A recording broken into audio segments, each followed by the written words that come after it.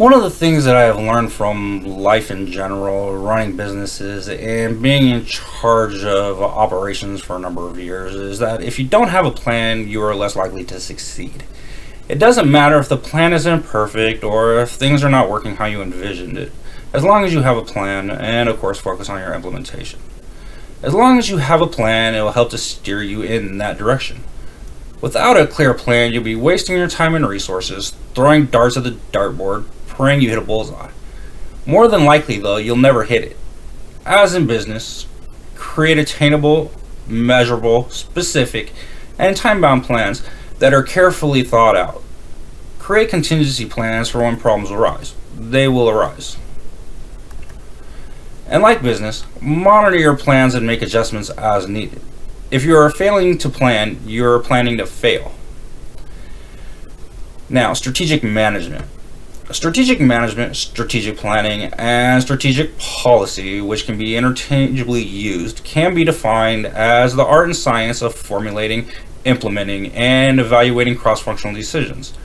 As some examples, your finance, accounting, and marketing, which enable a company to obtain its objectives. In short, it's the management of a company's resources to achieve its goals and objectives. Strategic management is, as a term, is mostly used in academia, whereas strategic planning is used in the private sector and strategic policy is used in the public and nonprofit sectors. When practitioners such as myself think about these terms, we think of them in terms of tasks: strategy formulation, implementation, and evaluation, with strategic planning only referring to strategy formulation. The purpose of strategic management is to explain, create new and different opportunities for tomorrow, where long-range business planning tries to take the trends of today and optimize them over a 5 to 10 year period. We'll get into business planning later on. There are different stages of strategic management: strategy formulation, strategy implementation, and strategy evaluation. Strategy evaluation includes developing a vision and mission statement, who the company is, and what the company does, identifying a company's external opportunities and threats, determining its strengths and weaknesses, establishing long-term objectives, and generating alternative strategies, and of course, choosing which strategy to pursue. Strategy implementation requires a company to establish yearly objectives, devise policies, motivate employees, and allocate resources so that the created strategies can be executed. Essentially, this is the portion where you, managers, and employees, if you have any, are putting the strategy into action. In a lot of ways, if you have employees or you have subordinates, you really need great interpersonal skills to have a successful implementation. More than anything, though, communication is key. As with business planning, I created a document for a government agency on how to become an employer of choice.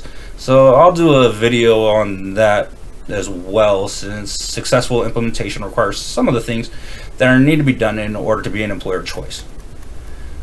The final stage in the process is strategy evaluation. Now, there are several ways to do this. You can use the balanced scorecard method, which is a strategic management tool. You could use key performance indicators, or KPIs as they're called in industry, or numerous other types of metrics, any basically that you can think of.